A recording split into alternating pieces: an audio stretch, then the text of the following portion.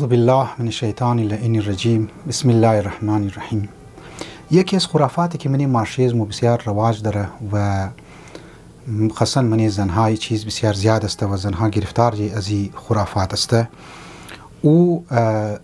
توخکدوی روی تاله بچه یا دختر است، همون تایمی که عرسی مونن، خاصا زمانی که عرسی میشه زنها از گیری ملاها مورن، نه که تعویض میدن، شویست میدن، لبی سرک شیشته یا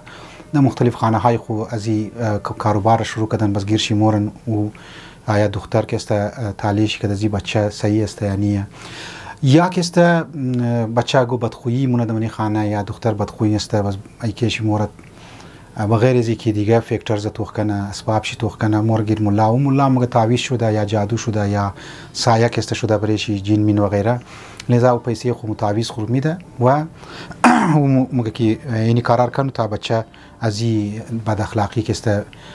بچه هوشنه یا کسته روی تعالی مگه که پیشین گویی مونه که این بچه که از این دختر زندگی نمیتنه یا کسته ای دمانی مسافرت رفته نمیتنه. لذا این مشکل دمانی معاشیزمو که در یک صورت خطرناک است او امی مسئله روی تعالی توخکدویه. ستاره شناسا که اونایی که خاصنی ملاهایی که لبی سرک میشنن یا در خانه خونه، اینا اصلا علم جفر یاد ندارن، اینا اصلا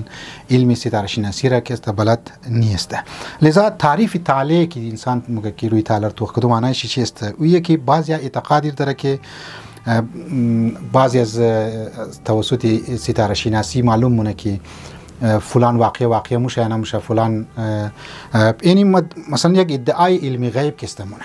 یک ادعای علمی غیب مونه و دمو منی قرآن میخوانی، واقعا یه حکم شل میخوایم بگم منی قرآن میخوانی، منی تعلیمات اسلامیه میه که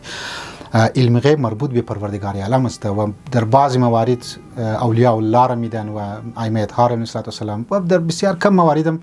بعضی از مقرب بندگان خو خداوند متعال میده.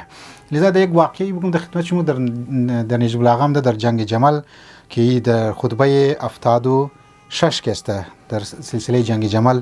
یک داستانی است که یک نفر در فوج امام علی علیه السلام بود و ستاره شناس بود. امام علی میخواست که است حرکت بده فوج خوره و تایم شب مای سفر بود 38 هجری بود تقریبا. این ستاره شناس امام علی مگه دزی مون باید دزی تاریخ که است نری یک پیشین گویی مونه که مو و الا مو شکست مخری ازی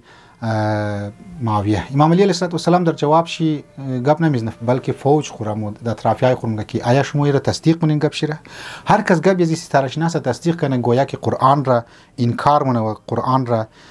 تکذیب کسته مونه. باز میفرماید که علم شناسی و ستاره شناسی برای پیشین گویایی که مگن اینا دروغ است و از اینا باید پرهیز کنین، جز در بسیار کم موارد مثلا دریا نوردی گوگت انسان دمنی دریا مور سفر مونه یا مثلا هوا نوردی در اونجی ستاره شناسی مگه علم شی که انسان یاد بگیره کدام فرق نداره. لذا زنی من عقلم از اون بایر مگه که مو اگر میخوای یک دختر خوره در خواستگاری گو بچه بیدی خواستگاری هم دال در رشته زو که است منسلک کنی یا بچه متر کده گو دختر میخوای عرسی کنه مورگیر ملا و روی تالی زیاردور توغ من ستاره زیاردور توغ من مگه نمیلگای عقل امیر مگه واقعا اینجی صحیح نیه. چرا؟ چون که اسلام امیر مگه عقل امیر مگه باید تو بر تحقیق کنی که اخلاقی بچه چیه، کرداری بچه چی است، خوی بچه چی است، فامیلی بک‌گراند از بچه چی است یا از دختر چی است. اینها در مرحله اول ضروریه که مو اینها را باید توخ کنی. واقعا اگر بچه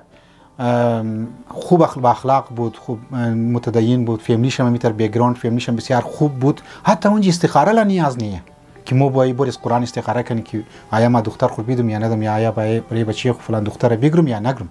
حتی استخاره لا لازم نیسته. لذا روی تعالی توخکدو و ملاهایی که نیمچه ملاها لبی سرک میشنن یا در بعضی خانه های کاروبار شروع کردن و اون خانه های خود جور کردن، اینا در نظر از مو و در نظر دین صحیح نیست، در نظر عقلم که صحیح نیه. زیاد از ما سوال میشد که روی تعالی فلان بچه مر توخکازی از چیزا، لذا اینها را زالی بگم که اینا درست نیست و ما همون سوال که گفتین رو جواب شی امروز تو روی از ویدیو دادم. امیدوارم که پروردگار عالم مور طرف منطق، طرف لاجیک، طرف عقل و طرف زو روایاتی که واقعا ائمه اطهار علیهم السلام در مختلف مراحل زندگی مو شمور گفته و گرزت کرده برای زنا که است عمل منی، برای خرافات و بدعت ها که است عمل نمونی. والسلام علیکم و رحمت الله و برکاته.